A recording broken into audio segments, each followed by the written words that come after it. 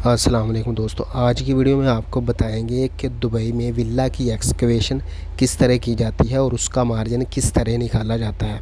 तो सबसे पहले दोस्तों, आपकी ड्राइंग में जिस जगह पे आपको फुटिंग का लेआउट दिया होता है उस जगह पे जनरल नोट्स में उन्होंने आपको जो डेप्थ होती है फुटिंग की वो प्रोवाइड की हुई होती है। ठीक है दोस्तों, साथ में आप सेक्शन में देखोगे फुटिंग के सेक्शन में आपको पीसीसी उन्होंने कितनी प्रोवाइड की है और साथ में जो उसका डिज़ाइन है साथ में सेक्शन में उन्होंने रोड बेस कितनी प्रोवाइड की होती है। ये डिपेंड करता है place to place road base design में है या नहीं है। अगर रोड बेस है तो आपने वो 1 मीटर में वो मार्जिन ऐड करना है और साथ में 10 सेंटीमीटर पीसीसी जो होती है उसका मार्जिन ऐड करना है।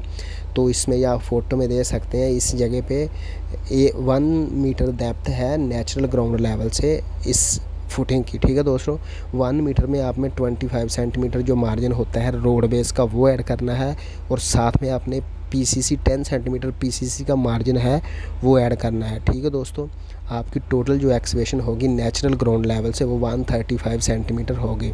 ठीक है दोस्तों, तो कुछ एरियाज़ में जो रोड बेस नहीं होती तो फिर वो मार्जिन आपने ऐड नहीं करना। 10 सेंटीमीटर पीसीसी नॉर्मल होती है तो वो आप हर जगह पे ऐड कर सकते हो।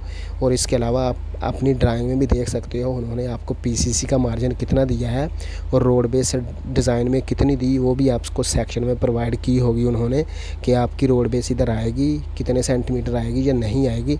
तो इस हिसाब से जो आपका होता है एक्सकवेशन विले का इस हिसाब से करते हैं।